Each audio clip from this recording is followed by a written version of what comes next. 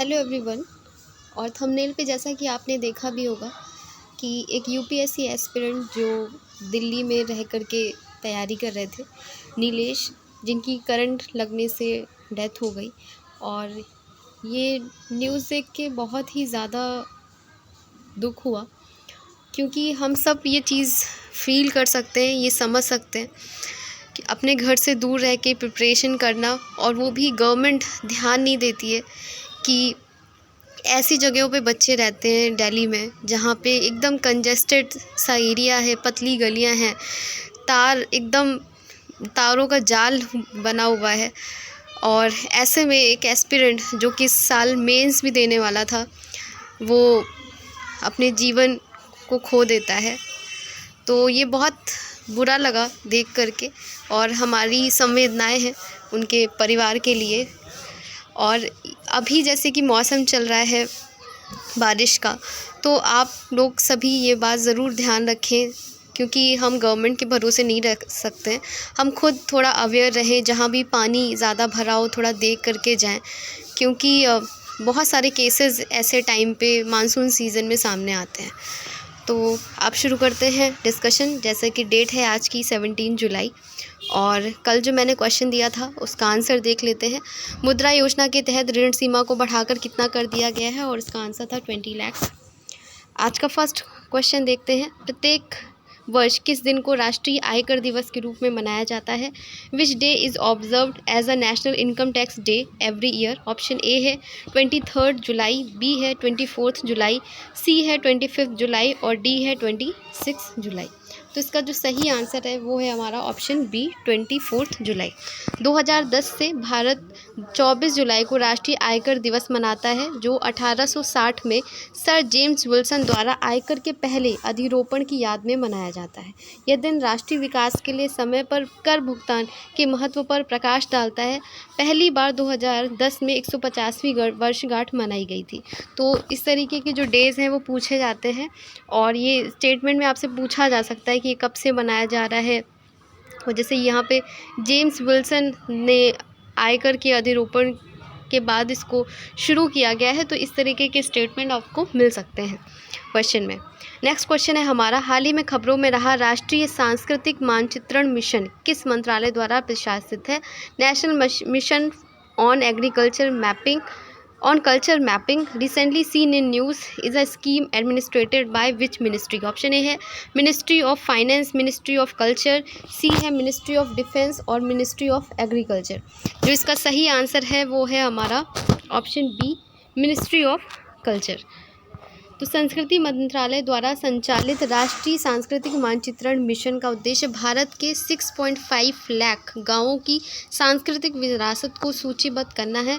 इस पहल में आईटी सक्षम प्लेटफॉर्मों पर कलाकारों, कला रूपों और संसाधनों का एक डेटाबेस बनाया जाएगा। नेक्स्ट क्वेश्चन है हमारा, हाल ही में समाचारों में रही एमएसएमई टीम पहल का प्राथमिक लक्ष्य क्या है? What is the primary goal of the MSME team initiative recently seen in news? Option A है to assist MSME to obtaining loans, B है हमारा to onboard 5 lakh MSME on to the ONDC platform, C है to provide training for MSME employees, और D है to develop new marketing strategies for MSME. जो इसका सही answer है वो है ऑप्शन बी, 5 लाख एमएसएमई को ओएनडीसी प्लेटफॉर्म पर लाना। एमएसएमई मंत्रालय ने RAMP योजना के तहत एमएसएमई व्यापार सक्षमता विपणन पहल की शुरू की है। The ministry of MSME launch MSME trade implement and marketing initiative under the ramp scheme. तो ये याद रखिएगा। और यह पहल कैटलॉग तैयार करने, लॉजिस्टिक्स और पैकेजिंग के लिए वित्तीय सहायता, फाइनेंशियल एड प्रोवाइड करेगी, और इसके लिए जागरूकता कार्यशालाएं लगाई जाएंगी टियर 2 और टियर 3 शहरों में। ये योजना मार्च 2027 तक चलेगी। नेक्स्ट क्वेश्चन है हमारा, हाल ही में खबरों में रहा कार्बन बॉर्डर एडजस्टमेंट मैकेनिज्म क्या है? Carbon border adjustment mechanism recently seen in news is related to which organization? Option A है यूरोपियन यूनियन, बी है आसियान, सी है नाटो, और डी है वर्ल्ड बैंक। इसका सही आंसर है ऑप्शन ए, यूरोपियन यूनियन। आर्थिक सर्वेक्षण ने पाया कि यूरोपीय संघ का कार्बन सीमा समायोजन तंत्र जो है हमारा, the economic survey noted the European union carbon border adjustment mechanism conflict with the Paris agreement spirit. के साथ टकराव कर रहा है। CBAM कार्बन गहन उत्पादों पर EU टैरिफ है जो ये सुनिश्चित करता है कि जो आयातित सामान है, जो हम इंपोर्ट कर रहे हैं सामान, अपने कार्बन उत्सर्जन के लिए भुगतान करें, अपने कार्बन मूल्य को घरेलू उत्पादों के साथ संरेखित करें। तो ये इससे रिलेटेड है, याद रखिएगा, इंपॉर्टेंट क्वेश्चन है। नेक्स्ट क्वेश्चन है हमारा, हाल ही में खबरों में उल्लिखित digital postal index number DigiPin का प्राथमिक उद्देश्य क्या है? What is the primary objective of the digital postal index number recently mentioned in news?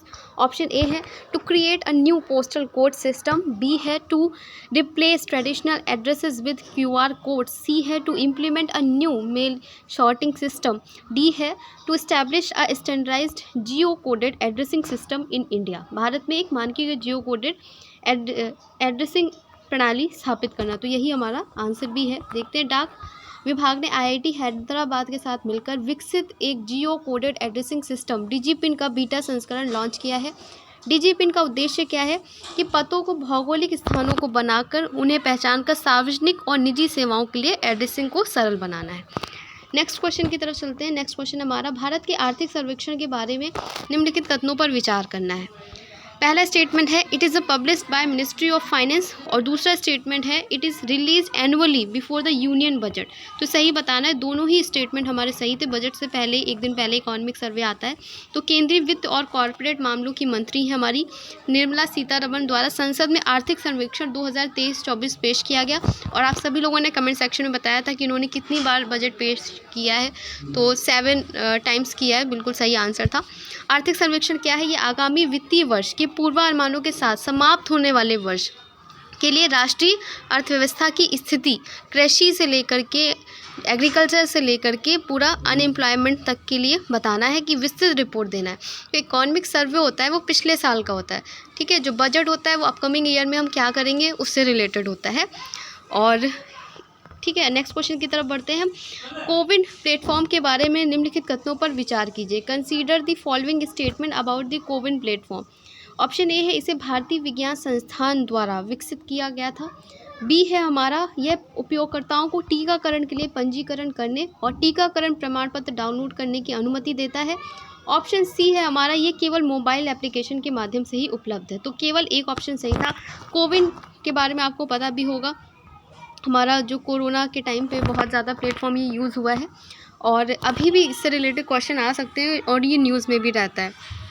तो पहला देखते हैं, स्टेटमेंट 1 क्यों गलत है? क्योंकि स्वास्थ्य एवं परिवार कल्याण मंत्रालय के स्वामित्व वाली कोविन को अपना ओपन सोर्स सॉफ्टवेयर का उपयोग करके विकसित किया गया था। इस प्रकार का सॉफ्टवेयर उपयोगकर्ताओं को सोर्स कोड को संशोधित करने और वितरित करने की अनुमति देता है।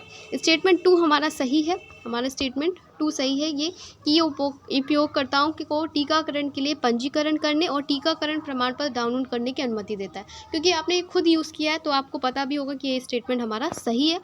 और तीसरा स्टेटमेंट जो है गलत है, क्योंकि कोविन प्लेटफॉर्म न केवल मोबाइल एप्लीकेशन के माध्यम से बल्कि इसकी आधिकारिक वेबसाइट के माध्यम से भी उपलब्ध है। तो ये था हमारा जो है स्टेटमेंट, हमारा केवल 2 स्टेटमेंट ही हमारा सही था, मतलब ये वाला स्टेटमेंट सही था, स्टेटमेंट नंबर 2, इसलिए हमारा एक ही सही हुआ। नेक्स्ट क्वेश्चन हमारा, स्कूली शिक्षा एवं साक्षरता विभाग द्वारा कब से कब तक जो है मनाया जा रहा है शिक्षा सप्ताह? ऑप्शन ए है 22 to 28 जुलाई, ऑप्शन बी है 23 to 28 जुलाई, सी है 24 to 29 जुलाई, और डी है 24 to 30 जुलाई। सही आंसर जो है हमारा ऑप्शन ए है 22 to 28 जुलाई। तो अटल इनोवेशन मिशन और WIPO ने वैश्विक दक्षिण में संयुक्त नवाचार कार्यक्रम बनाने की दिशा में एक आशय पत्र पर हस्ताक्षर किए हैं। विश्व बौद्धिक संपदा संगठन के एक उच्च स्तरीय प्रतिनिधि मंडल ने, जिसमें WIPO अकादमी के कार्यकारी निदेशक श्री शरीफ सादुल्ला भी थे। तो ये आपको बस ये याद रखना है कि ये पूछ लिया जाता है कि वीक कौन सा रहा है। तो 22 जुलाई से लेकर के 28 जुलाई तक क्या हमारा जो है मनाया गया है शिक्षा सप्ताह। नेक्स्ट क्वेश्चन देखते हैं। नेक्स्ट क्वेश्चन हमारा 2024-25 की अवधि के लिए भारतीय लागत लेखाकार संस्थान के अध्यक्ष के रूप में किसे चुना गया है? Who has been elected as the president of the institute of cost accounts of India for the 2024-25 period? Option A है गौरव बनर्जी, बी है जेठा अहिर, सी है प्रदीप सिंह खरोला और डी है विभूति भूषण नायक। तो इसका सही जो आंसर है ऑप्शन डी है विभूति भूषण नायक। विभूति भूषण नायक को 2024-25 के लिए ICMAI के नए अध्यक्ष के रूप में चुना गया है। तो ये आप याद रखिएगा। सारे अपॉइंटमेंट जो होते हैं वो इंपॉर्टेंट नहीं होते हैं, जो इंपॉर्टेंट होते हैं वही यहाँ पे मेंशन किए जाते हैं। नेक्स्ट क्वेश्चन है और आज का लास्ट क्वेश्चन भी है। हाल ही में किस देश ने दुनिया की पहली high speed carbon fibre train का अनावरण किया है? Which country has recently unveiled the world first high speed carbon fibre train? Option A है जापान, बी है दक्षिण कोरिया, सी है चाइना और डी है फ्रांस। और इसका सही आंसर है हमारा चाइना। तो चीन ने दुनिया की पहली high speed carbon fibre train बनाई है। तो कोई भी चीज़ पहली होती है दुनिया में, अगर भारत ने पहली की है तो वो क्वेश्चन हमारे लिए इम्पॉर्टेंट होते हैं। और ये अगर हम देखें तो ये आधुनिक ट्रेन 87 मील प्रति घंटे की अधिकतम गति तक पहुंच सकती है और ये स्टील ट्रेन की तुलना में 7% कम ऊर्जा खपत करती है। तो याद रखिएगा। चीन के बारे में देखें तो चाइना की जो कैपिटल है वो बीजिंग है और मुद्रा है युआन।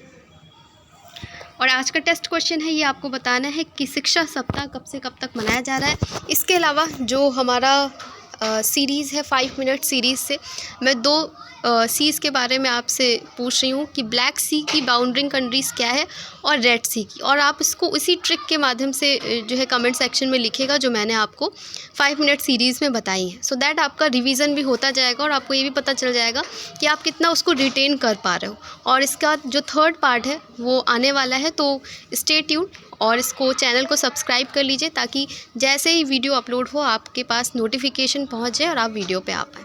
तो आज का डिस्कशन यहीं तक था। मिलते हैं कल एक नए डिस्कशन के साथ में। तब तक अपनी पढ़ाई करते रहिए और अपना ख्याल रखिए। धन्यवाद।